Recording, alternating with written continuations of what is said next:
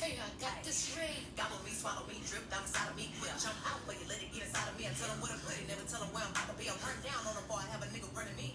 Baby, listen. I had been fiending for Cardi and Megan to do something together because they both nasty ass, twerky ass girls, and they ain't let me down. I mean, we could get into what was wrong with the song, the video. Cardi was off on the dancing, the dance was off. But who gives a fuck about all that? Enjoy music. The problem with people on social media today and last night when this song came out is that nobody wanted to enjoy the music. And, well, I ain't gonna say nobody. You know who fan base wasn't here for the shit. But the song is dope. And if I'm being real, Cardi gave me Cardi. Yeah, I expected her to evolve a little bit or whatever, but she gave me what she gave, and she kept up with Megan as best as she could. Baby. But the way Megan ate this song up, baby, she gave me fast flow, and it was dope as fuck. The video was cute, visuals was cute. I'm here for it. So if anybody mad and anybody hating, I mean, that's just something you gotta deal with on your own time, baby, because there's no way you're not gonna tell me this song don't knock. The beat knocks. I don't understand why Normani was in the video, looking how she was looking. Like, okay, you know, there's some hoes in this house, but Normani, sis, I don't know. My face changed when I saw her. And they're going off on Kylie about being in this video. What she do to y'all? What did Kylie do? If y'all understand the whole timeline of events from this accident and everything like that, I guess you would see that Megan and Kylie been hanging out and shit. But hey, I don't get into why Kylie was in the video, why you didn't pick Jordan Wood. Like, who? Jordan Woods? Girl, who's thinking about her? I know I'm not. I would have been highly surprised if that girl was in that goddamn video. But WAP is cute. I knew it was gonna be wet ass pussy. Like, that was just a given, girl. If I'm also being honest, the song don't have too much replayability to me. She's giving me very much, oh bitch, we about to go out, turn that shit on. That's what it's giving me. And it's giving me, you know, middle way through the club, the girls is feeling it, feeling their drinks, and you turn this song on, it's time to go to fuck off for that twerk section of the club. So overall, the song is cute. I'm here for it. I think it's a dope-ass first single, and Cardi's eating. What else do you want? Good morning, y'all. So, I wake up in the morning usually, and I roll me a little something, and I like to have my little FaceTime sessions. So, today, me and my bitch Tasha is having a chat about some random things, and I think we mostly felt passionate about this topic of, what was it, Tasha? Not the first one, but the second one. Supporting business. Baby. Your friends' businesses. Baby. Okay. So first, before we even go there, tell the people who you is, a little bit about our relationship or whatever. Ooh. Okay. I'm Tosh, and I've known Roger for about, oh my God, for 18 years now, actually. We've been besties for a long time. I've been through a few things together. Always very honest with each other. Literally, we fall off and pick right back up where we left at. And it's always a pleasure to speak to him and catch up and things like that. Oh, and he's my son's godfather. Periana. For sure. Okay. And that is a good way to lead into supporting people's business, because we was chatting and we was talking about a whole bunch of different things, and we got on the topic of supporting people, and I explained to her about, of course, the Facebook post that I posted that said, y'all don't support the kid, blah blah blah blah blah, and she was making some points about how important it is to support people, but also why your friends usually don't support you anyway, and how you get more support from people you don't know online than the people you actually do know. Because like I said, I'll buy things that I don't even need to use.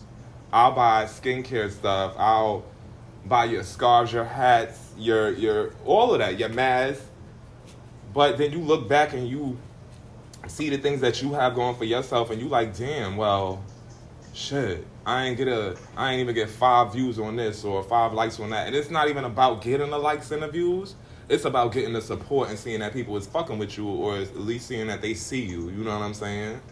I definitely agree. I also have my own business. I'm a licensed esthetician, and from even when I was in school doing $25 facials, like I had all this crazy support from people. Maybe I want to say like I did like about 20 facials while I was in school to family and friends. I'm not going to say that my family didn't support me, because that's not true. I'm not going to say that a few of my friends didn't support me, because that's also not true. I've even had someone that we went to high school with, and we're not like besties or we don't speak every day, but he's a really, really good person. And shout out to Demetrius. He's a really good person, and he supports me 100%. And I can tell you, he and I have never been friends, ever. You know, but he jumped on the boat. Like, oh, I want a facial. Like, what's up? Right. Even look at that. Even after I wasn't even in school anymore, he hit me up like, yo, you still doing facials? Like, you know, I want to get one when this is over. You know, things like that. So you'll be surprised at the people who do support you. Right. Something I want to touch on, because I see a lot of people say that friends don't support friends because they rather be doing it, or they're jealous. It's not that. I really don't think that's what it is. If you've had a friend for, like, let's say me and Rhonda, 18 years, I think that he's literally seen me through all my stages of everything, of being a wag bitch, of pre-mom, party days, being a mom, being lost in what I wanted to do in my life, after the school thing. So I really feel like certain people, it's not that they hate to see you grow, but they actually don't believe in your growth. So, meaning, if you know me to be a pothead, don't want to do anything, go to school, want to go to school, rather make shit no, money, not that kind. rather take niggas' money. You understand what I'm saying? You're not going to believe that this is what I really want to be doing. So your support kind of, right, it ain't all that. It's not there.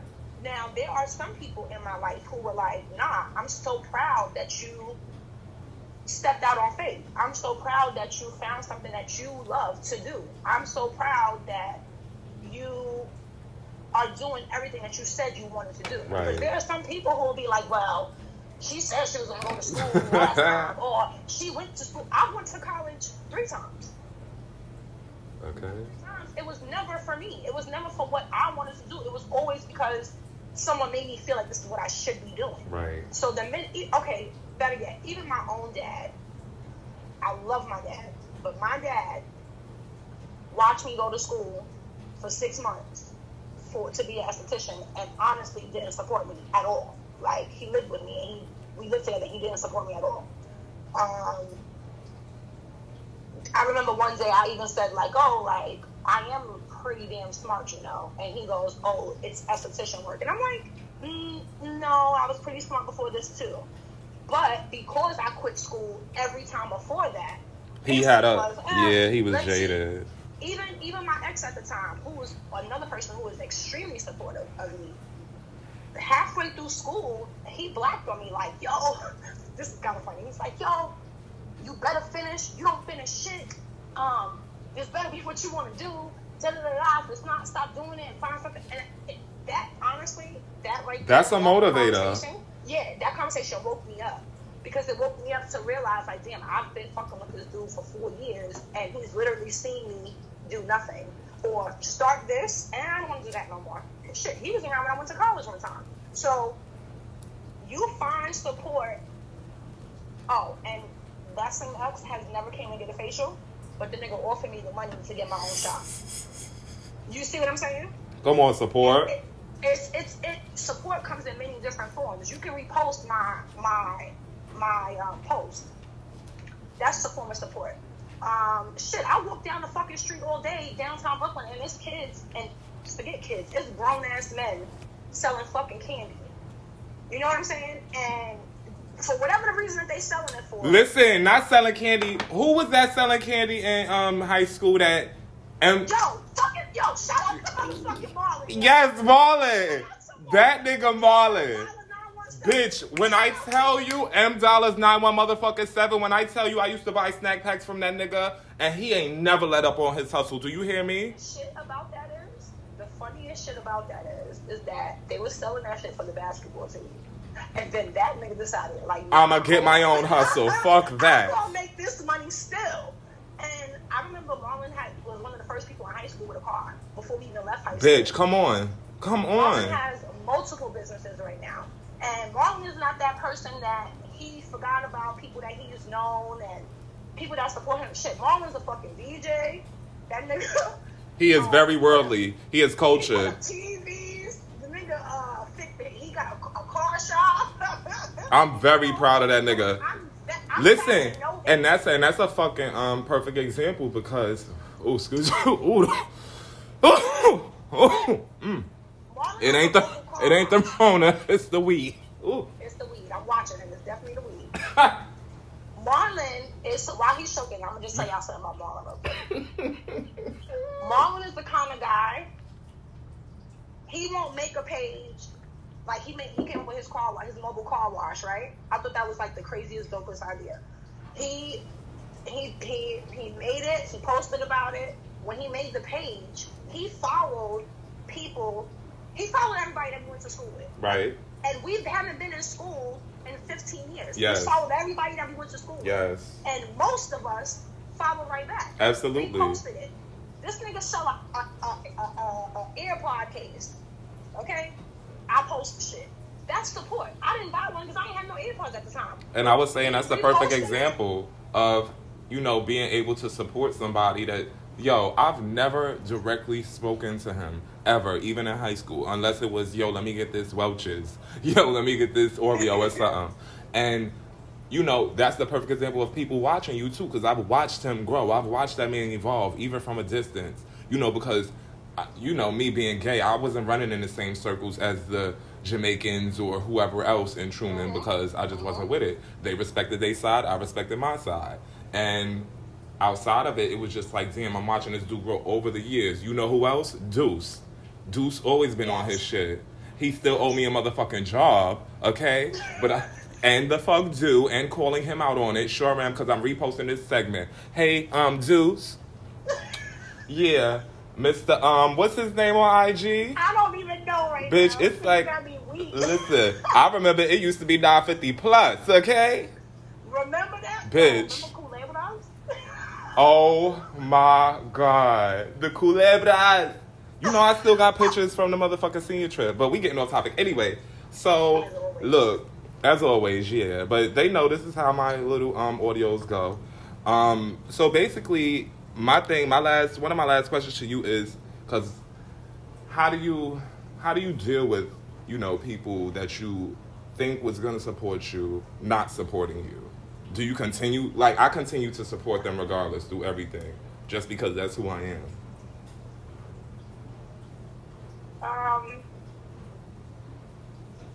I'm a little iffy about this one. So,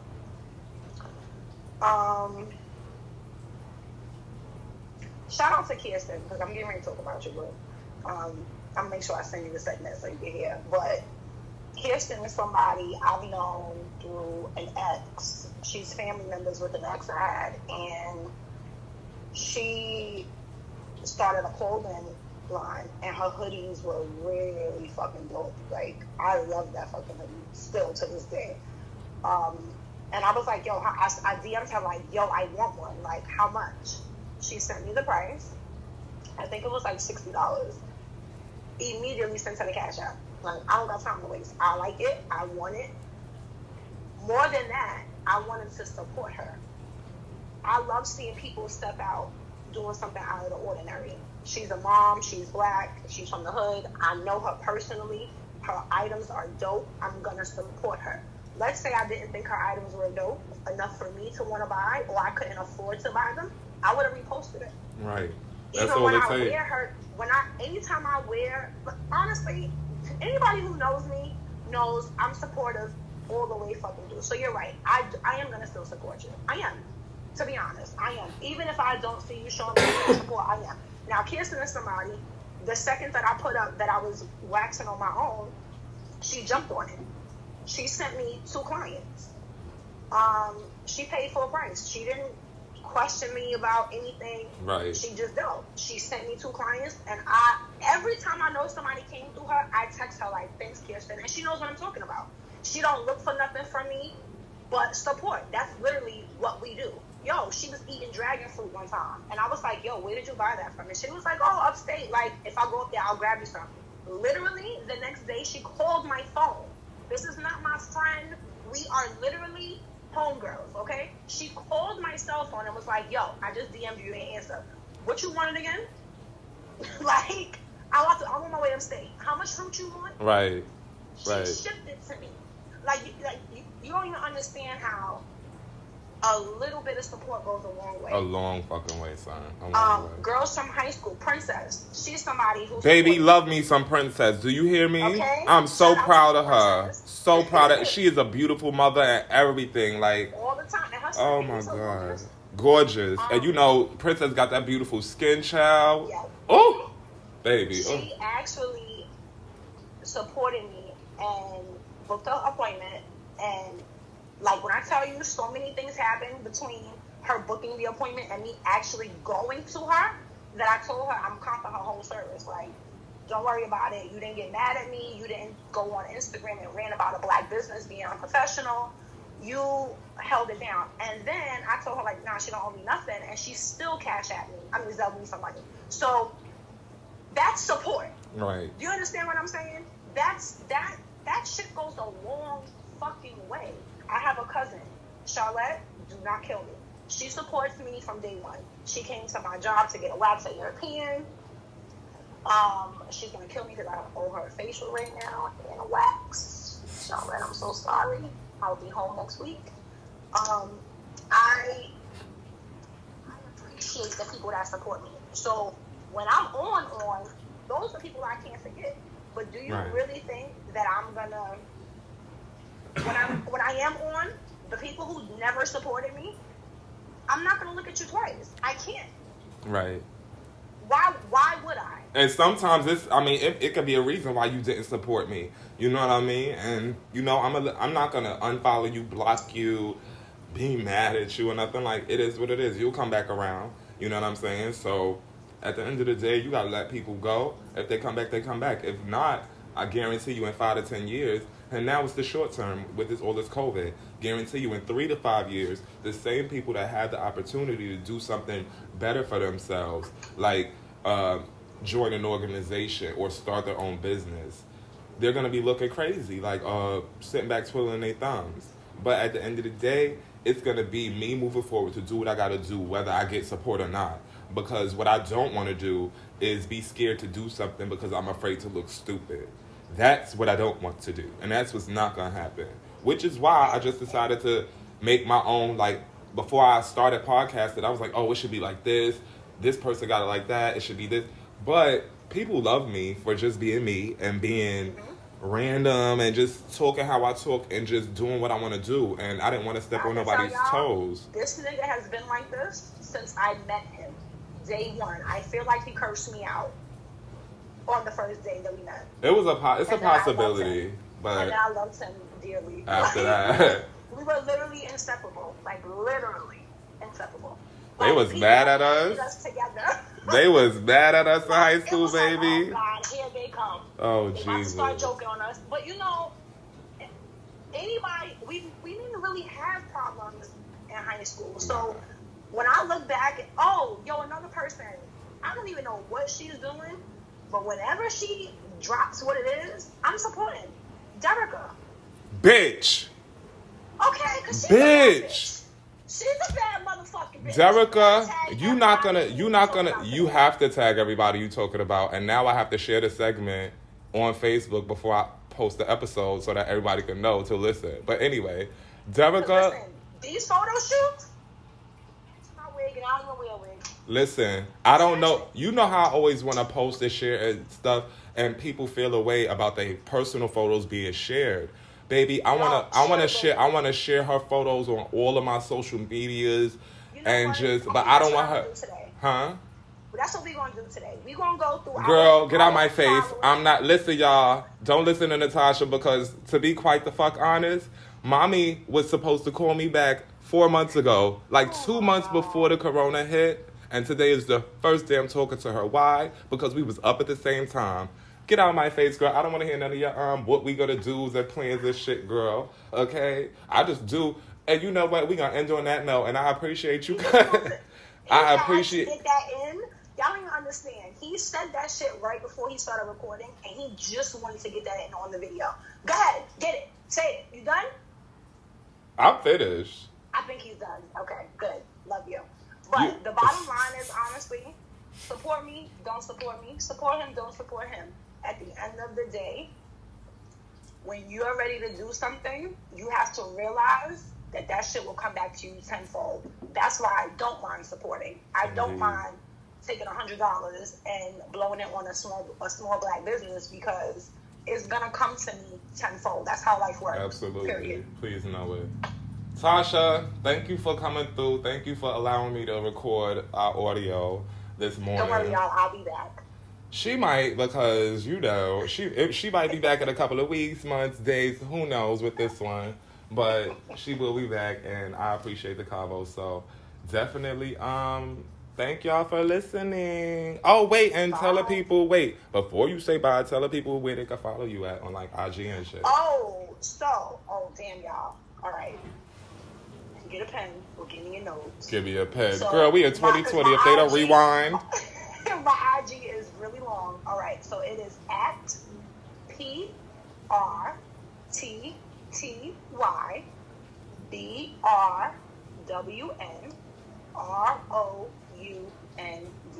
Pretty brown round without the vowels and just leave the O. Thanks, y'all. All right, y'all. Later. Good morning, though. I go through hardships and triumphs, but she's trying to say we get to the promised land. That's what the Bible says. Thank you. Then God had the girls walking around and said, the girls, bitch, the promised land was right there. Then he had the girls walk around and start what? 40 days and 40 fucking nights. Bitch, a trial, bitch. What are you talking? Oh, Jesus. It's best that mama don't come up in here, baby. But then the crazy thing I want to know is like what brought you to this because we could talk all day about what he's saying and the things or whatever. My interest lies in what brought you to this viewpoint. Like being a black gay man who's watching everything that we're watching throughout the day, and just sitting here like looking at everything that's going on outside of Corona, just as far as social injustice. For you to be a black gay man living in Philly, Connecticut, where you are, and to be using some of the programs and assistances that are placed for black people and gay people. How is don't do it, y'all. Don't do it, y'all. No, go here. So as an individual using these services and programs, how is it that anything glorifying the person that you are, the person that you came from, the culture that you came from, how is it that you believe? Okay? How is it that you believe that anything could be evil and magic? So basically you're saying that you were born from evil and you were born from magic, which is why I gotta distance myself from your evil ass. Whew. Jesus. That's the thing with like, see, that's when the Christian part, like, because it's like you're tying in too many different. You're speaking from being a Christian, so you say, but yet, like we said, so many. It's clear as day. Your focus and your upset or frustrations, rather, are deeper than the beehive. Like you mentioned so much in that thread. You talking his last comment, which I was just reading. I ain't gonna respond. It's called Black Hispanic is King, Native is King. We are all kings. Sorry, I don't idolize skin tones.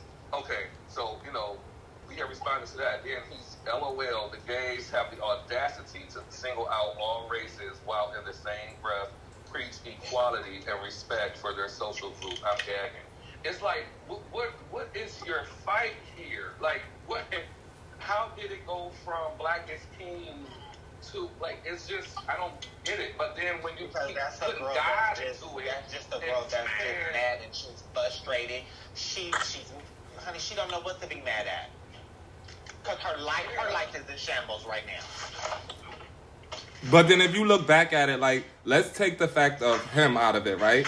Let's take him out of the equation. What would a person that doesn't, let's say a person that doesn't like Beyonce for whatever reason, right? And they watch Black is King, whether it be white or black. The whole point, I feel, of the movie was to reimagine Lion King to celebrate blackness. I'm not sure. There's only... Right, that's what I feel like it was. Just reimagining Lion King. Lion King is based in Africa. I mean, what do they want her to do? Right, and that's my question. What was it that y'all were looking for Beyonce to do? And I think that goes into... But it goes into her status because, you know, even as fans or people that don't rock with her like that, we looking at, oh shit, Beyonce putting out something. It's about to be on the level of Marvel Studios, Avengers, bitch. She's about to give you... And I love the simplicity. I love the simplicity of how it didn't have CGI all over the place. It had nature. It had real shit. I loved it. The only thing that I did not like is that she did have a video of the Black Parade. Yeah. That would have been too much, I think. I think it would have been too much because low key, I feel like all of this was already recorded and done. I feel like it was already... She just been editing it for like over a year. If you go to Mama Tina's page, she says that she has the picture of, you know, when she's singing Brown Skin Girl and it has like her, Mama Tina, Ruby, and Blue. She says that they did that 8 months ago. Okay, so now since... I feel like she went back though for Spirit. Sorry to cut you off. I feel like that Spirit was the last minute, like one of the last things had it. Why? Well, I don't know how true this is or not, but it makes sense to me. Someone had mentioned, you know, that could have possibly been some kind of tribute or something, respect towards Kobe, because they were all wearing like purple and she was wearing yellow. And, okay. You know, whatever. So I was like, I don't know if it's true or not, but it's not nothing negative, so I'll roll with it. If that was the case, I feel like that was sick, you know. That's dope as fuck. The whole Spirit video, because all she added was that part, and then the rest of the video we already saw. So it was like... very much gave last minute, you know, let me add this to it. Come on, Bianca. For something like that. Okay. So since you know, first of all, I want to say that I appreciate y'all allowing me. Man, bitch, I hear that grinder. I appreciate y'all. Hold on, bitch. Cause she stay with that grinder going. Baby, that grinder make me. I know that's be my good sis. Like, yeah, mama, get her blood together, baby. Ghetto. Right, the ghetto. All right, so Zion, thanks for coming through, pushing through, and chat with me. I wanted to chat about chart positions and standing because everything is changing. We know WAP came out, and you know the girls are going up for it. It's a dope ass song. I'm here for it. Cardi and Megan 8. Did you hear it? I have not heard it yet. Well, it's a cute song. It's a song you could pick apart and say, oh, I didn't like this, I ain't like that. But for what it is, it's cute. You know, I go on Twitter and all my other social medias, and I see that mainly the bars, but a lot of other people are putting up all this money to buy this corny-ass Move Your Hips song. And I am not here for that. And it just made me feel like nothing you do and nothing the artists do now is gonna purely get to a chart position. Like before, it used to be we could listen to a song and listen to it for as much as we want to, and their chart position really determine how somebody fucks with it. But now it's more so about the fact of, yo, go buy this song so it could go number one. And I don't like that shit. And I see that the Barbs do it a lot. The Barbs do it more than a lot of other artists. But, right, and you trying to block people from getting their ones, and then y'all gonna be mad when WAP push through possibly. And it can't because of the tracking week or whatever, but that song is really hitting. And they really went off and bought this one boy on Twitter. He said he spent $1,900, which is probably a lie, but he spent hundreds of dollars to buy this song. And I wanted to know your thoughts about that. Like, yeah, you could support your fave, but at what point does it get to be too much? Well, I think the difference is that, like, people no longer want organic, like, number ones and stuff like that. Mm-hmm. People don't even want long-lasting number ones. You know, I say Mariah. And, like, people back then, people who got number ones worked for those number ones. Now it's more so it's like the fans of these newer girls just want them to be able to say they had a number one. Right. And, you know, look at, again, I ain't trying to drag the Barbs, but, you know, look at Barbs. They wanted Nicki to have a number one. They didn't care how long the number one was. They didn't care, you know, if it wasn't number one the next week. They just wanted her to have one. For them accolades. Exactly. It's like with a lot of these girls, they wouldn't be able to say, like, oh, I had a number one hit, or I had a number one this. You want to give your fave these accolades so it's easier for you to shade the next bitch, and that's corny to me. Like, I think it holds a little bit of value that you're number one and now you're not next week. Like, yeah, you just spent this hundreds of dollars to get this song to where it is, but is you going to keep it there? Because you got to continue to do the same thing each week to make sure that your song stays there. And it is a testament to, you know, how music is and how, you know, fan bases support each other when your song goes number one and then the next week it's number 84. So, you know, it's like with certain people, it's like, people don't really care about longevity anymore. Like, it's more so just, again, it's like quick accolades. It's not longevity. That's what Beyonce said, didn't she? Mm-hmm. Mm-hmm. And when you look at artists like that, it's like, for Beyonce never has to go number one again. Ever. You know, because, she's Beyonce. But also her focus on music is the music part.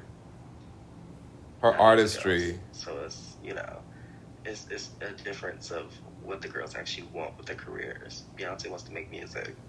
The girls just wants to have a number one or a cute pop or whatever. Speaking of Mariah, what she got going on? Well, you know, her book comes out in September. Oh, she got a book? She has a tell-all book coming out very soon. So I'm excited for that. I'm sure she's making music and shit like that, but I'm not, you know, not to shade my fave, but I'm not really looking for Mariah music at this second. Oh, God. Yeah, let Mariah enjoy her life. And, you know. Well, we'll see her during Christmas time. You know, she pulls through with All I Want for Christmas. You know, let her do that. You know, the book is going to set up that season for her.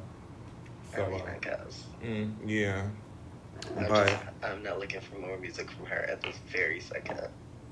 It's not her season, I don't feel like. Like, it's not a Mariah season right now. I don't think it is either. Nah, and that's not trying to say, oh, Christmas is her only season, but you can tell in the state of music when it's, if you're a real music fan, you could tell when it's your artist, when it's your fave artist's time. You know, like, either they haven't made music in a while, or you listen to how music is flowing generally, and then you see, well, damn, yeah, they could come back. But I have not said, oh, I think Mariah needs to put something out. I still think Caution is a damn good album, and it just got shaded. So I mean, you know, with people like that, it's like Mariah's older. The girls weren't really expecting a Mariah album, and you know, she gave them a good album. I don't really think she put forth her time and effort into marketing and promoting the album. Absolutely not. But you know, compared to her, because I want to say her last good album for me before Caution was like, I would say like Memoirs, which was like 2010. You pulled like, it. She definitely needed Caution to like. You pulled it. I'm saying, Memoirs, girl, child. I didn't like Me I Am. I didn't really see that either. She had like 2 or 3 bops on that album I was here for. But I felt like she put that album out to put that album out. Exactly. It wasn't So, any like, feeling when behind she it. came out with Caution, I was like, okay, this is something that was well produced, well written, even if, you know, it didn't sell well. Right. It's like, that's fine. It's Which still goes to the music. testament about how music charts. Like, listen, the power is really in the stream in people's hands and these people with nothing to do with their coin. Because the fact that, you know, you can buy a song 1,000,000,000 times and, you know, get that song to the number one just because. And usually, I'm not saying that it's just rap artists or hip hop fans or anything. I'm pretty sure that fans of other genres do it too. Mm-hmm. But the fact that I have to sit here and watch these people battle for a spot, and they're not even battling, it's their fan base is battling. That shit is just sad to me. When you got music like Mariah's Caution that should have aided, and then you got 4 other albums that came out last night, like Victoria Monet. That she's everything, and a couple of other girls, but they not gonna get the shine they deserve because of everything else like, going on. like earlier this year, I really, really, really enjoyed Dua Lipa's album, whatever it was called. Girl, I knew it under the name. I heard like 1 or 2 songs from that, and I was like, oh, it's cute or whatever. It was overall, it was a really, really cute album. It was a good body of work, or was it just like? It was well produced. It was like cohesive. Every song wasn't necessarily a bop, but it also like nothing was out of place. Everything made sense. The girls did not see it for that album. They usually don't nowadays see it for cohesive bodies of work. It's like they want to feel everything and be all over the place and have ADD Wasn't it on the Beyonce album. who said that people don't really explore and listen to albums anymore? Right, they don't Hey, at all. sorry I'm late. Hi, Wayne. Thanks for joining the conversation. And we can't hear you. Oh shit. What about now? Can hear you now, yes. So I want to ask you, well, this is Wayne, everybody. He just jumped in at the 9-minute mark, and he's going to give his take on what we was just discussing as far as it concerns standing and charting and artists being able to, you know, purely be able to sit at a top spot.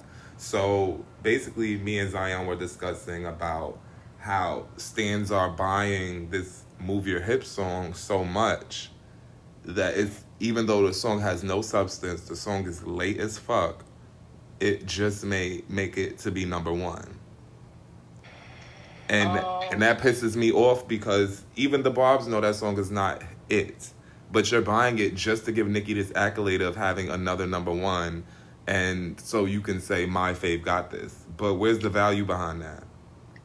I think what has changed mostly between old nostalgic standing, and by that I mean pre-millennial standing, before like 2006, you know, those girls, and after, is that we used to stand artistry and reward that, and now we stand the artist and the performer, and we reward them based off of their brand and their name, or don't reward them. It's a confliction, because you will have someone who likes Nicki, and the Barbs, instead of buying her material, will do everything they can to block another girl. Right. And now I feel like they kind of picked up from the other little stand bases that they can manipulate the game, and I think that is the big change that has us in this place where you have terrible music succeeding overwhelmingly. And that's not saying that all Nicki's music is trash or it doesn't belong to be number one. Let's be real. Let's be real. For a long time, she was blocked. That deserved that type of strategy, I guess, is what I'm trying to say. I feel like the Barbs is just the most powerful stand base next to the Beehive. Like, I honestly believe that, because if you sit back and you watch how they make things happen, I don't care if they all got a stimulus check. and everybody spent that whole stimulus check on getting Nicki number one, they did it. And they usually do get Nicki to where she needs to be. Now, mind you, I don't know. I will put the Barbs under the Ariana stand. I don't know them, so I don't. I mean, we don't know them, but they know her. I know. I mean, they don't move me. You know what I'm saying? They don't move like. They don't move. I don't feel like the Barbs move, like, because Ariana doesn't. Their strategy. But Ariana also doesn't have a problem. Almost like the Mariah stands. I feel like Ariana stands and Mariah stands and Taylor Swift stands know how to coalesce behind their artists no matter what the material is. But Barbs do the same exact thing. But the thing is, they'll coalesce behind a trash record, a horrible record, just to get Nicki to where she needs to be. And it never fails. And the receipts are on Twitter. They're everywhere. There's articles written about the Barbs. Other artists go into these interviews and talk about the Barbs. Like, I used to call myself a Barb because of how I used to stand for Nicki, but after a while it got to be disgusting. I didn't want. Rihanna stand. I love Rihanna down. That's my bitch always. Okay. Like, my top 5, well, I'm gonna call it, the people I'm fucking with, I stand would be Jay, number 1 always, Rihanna. Beyonce gets thrown in there, you know, every now and then because she's married to my fave, Nicki. And, you know, I listen to all music. I'm not going to not listen to Cardi because I fuck with Nicki. Yeah. But I also don't call myself a stan anymore. If I had to call myself a stan, I would only say I stan Jay-Z and Rihanna. Because I've spent the most amount of money that I've ever spent on artists has gone to Jay-Z, Rihanna, and Nicki. You understand? Mm-hmm. And, you know, when the fans became more prevalent than the music, that's when I was like, okay, this is not for me. Like, I don't like being tagged in posts. Now the fans have a large part in us being able to enjoy the music that an artist is putting out, because right. You'll have a bad taste in your mouth from dealing with a Barbie or dealing with a Barb or dealing with a Hive or dealing with someone who is praised but not a full representation of the artist or the fan base. Absolutely. But it's like, what can you do? Because these people go hard for these people they'll never meet or know. And they go hard, like, they will. I mean, not for nothing though, I feel like the newsstands are not as bold, brazen, and cutthroat as nostalgic stands were. Absolutely, because it's not as much in your face. It's more so on the internet and digital. Yeah.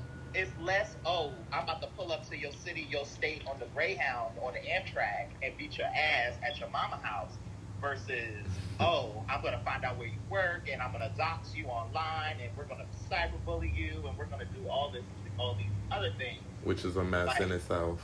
But we're also politically correct while doing it. Child. So it's very hypocritical, and it's different. It's different, and it's definitely the world we live in. So, you know, just to bring it full circle, at the end of the day, I really don't think that music holds a value as it used to. And that's mainly because of the fan bases. You can get to number 1, but how did you get there is always going to be a question. I definitely can see that. So. But I do see the light at the end of the tunnel in a way. I feel like music is in a transitional period where it's kind of meeting its mark, where music meets the internet, and how you have to promote, how you have to brand, and how you have to outreach to your fans and be present as an artist. Like, no longer are you allowed to be a Sade or a Prince and excommunicate and exile yourself from us into your artistry and into. Because everybody want to hear you and see you now. Create. You have to stay with us, and we have to see you every single step of the way, and have an input and have an opinion, and tell the artist, I don't like the title. I only like the beat. I only like verse 1. I only like the bridge. Like, that's where we are, where the artists can't create. They have to just let their fans almost build the music for them. And I feel like right now in 2020, artists are backlashing against that, and they are going back to the old guard where, no, my music is my music and my artistry is my artistry. I'm going to put it out when I want to put it out. Well, they're trying to go back to that because that's exactly what Beyonce did, was put out artistry. Miss Rihanna is, she's doing it. Like, she's literally, people may give her a lot of flack. People may give Normani a lot of flack. But, yeah, there's a point where you're waiting too long. But I respect the fact that they are holding off. No matter the ridicule and the jokes and the memes that come out about it, they're saying, no, my shit is not ready yet. I'm sorry to person. Right, absolutely. Bleed me, girl, bleed me. And I respect that about artists. But, I respect that. That's why nobody has heard me say anything bad about Black is King. I may have joked that, say Black is King or something like that, but that was, to me, an old school type of presentation from an artist with a capital A.